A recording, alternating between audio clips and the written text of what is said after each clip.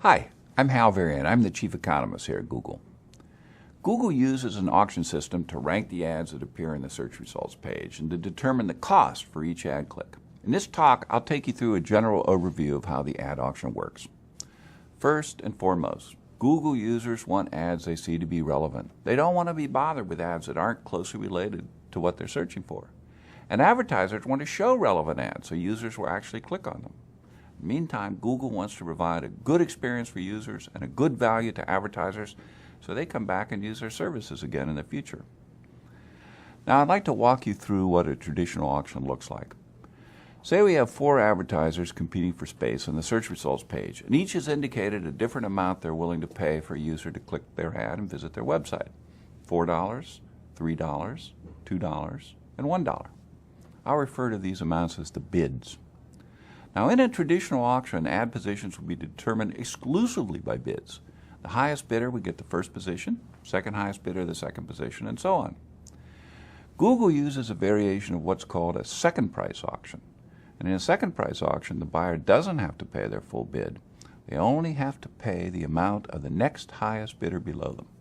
So in this particular case, the first advertiser was bidding $4, but they'd only have to pay $3, which is the bid of the second highest advertiser. Same thing applies to advertiser 2 and to advertiser 3. This design allows each advertiser to bid their true maximum willingness to pay for a click, but they only have to pay just enough to beat the competition. Now, in our Google auction, advertisers only have to pay when they actually receive a click, and the order isn't based just on bids. Why? Because we want to show more useful ads in a higher position on the results page. Because users want to see relevant ads. Advertisers want to present relevant ads to users, and Google wants both advertisers and users to have a good experience so they come back and continue to use our system. So we consider some other factors in addition to an advertiser's bid. The first factor is your expected click-through rate. This is our prediction of how often your ad will be clicked on when it's shown. All across Google, we rely on user feedback to drive decision-making, and user click-through rates tell us what Google users really respond to. By allowing users to vote with their clicks, we have millions of people who are helping us to decide which ads are best for each search query. The next factor is your ad's landing page experience. An ad is only useful to a user if the landing page it leads to helps them find what they're looking for. A highly relevant landing page yields a higher score. What does a high-quality landing page look like? Well, it should have relevant and original content that helps a user complete their task. It should be easily navigable and be transparent about the nature of your business, how your site interacts with a visitor's computer, and how you intend to use a visitor's personal information.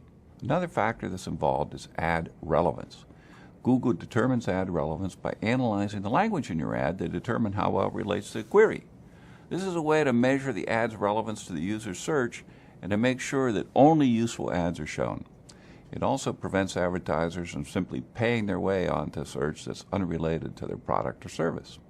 Your expected click-through rate, the landing page experience, and the ad relevance are all factors that describe the quality of your ad. We also consider the expected impact of any ad formats that may show with your ad. Ad formats are enhancements to search ads that more prominently show users information about your business, things like a phone number or site links or your website's domain in the ad headline. Advertisements with these formats give users more information and more reason to click on an ad. So Google combines your bid with multiple quality factors, the click-through rate, the landing page, the ad relevancy, as well as the expected impact of ad formats to calculate a score for your ad called ad rank. Let's go back to our 4 sample ad buyers and see how their ad rank compares. Here are 4 advertisers. They're bidding $4, $3, $2, and $1. Their ads had different quality: low, high, high, and medium.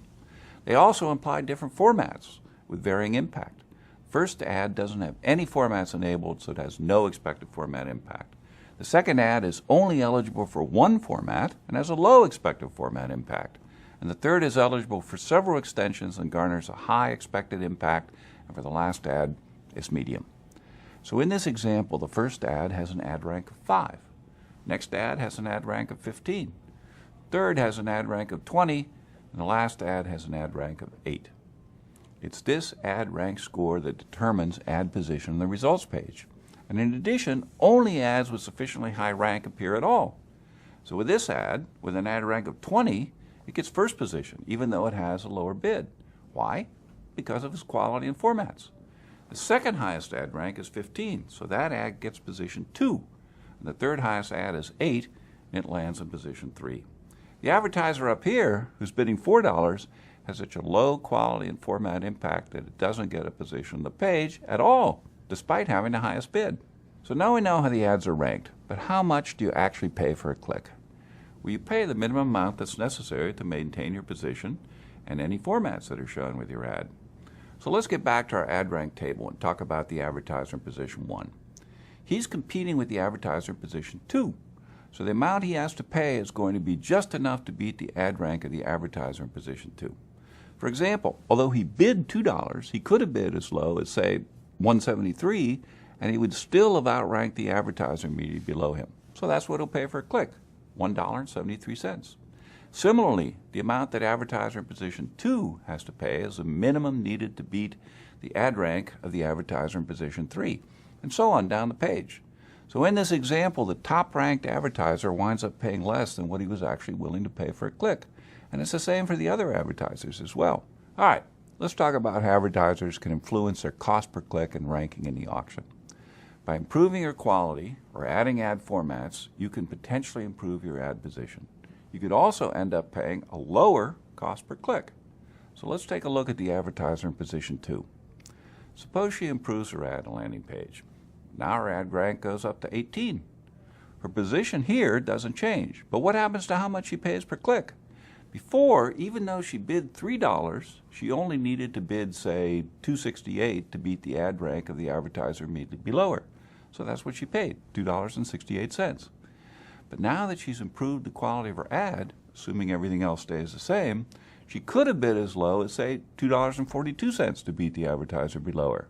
So her cost per click goes down to $2.42. Why? Because the price an advertiser pays is partially based on her ad quality.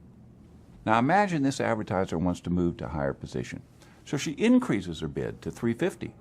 Now her ad rank goes up to 23. That's enough to give her a highest ad rank and to move her into position 1. And what does she pay?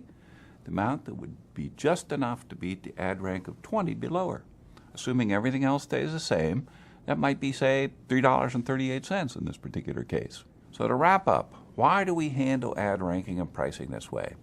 Like I said at the beginning, it all goes back to the ecosystem Google, our users, and our advertisers all live in.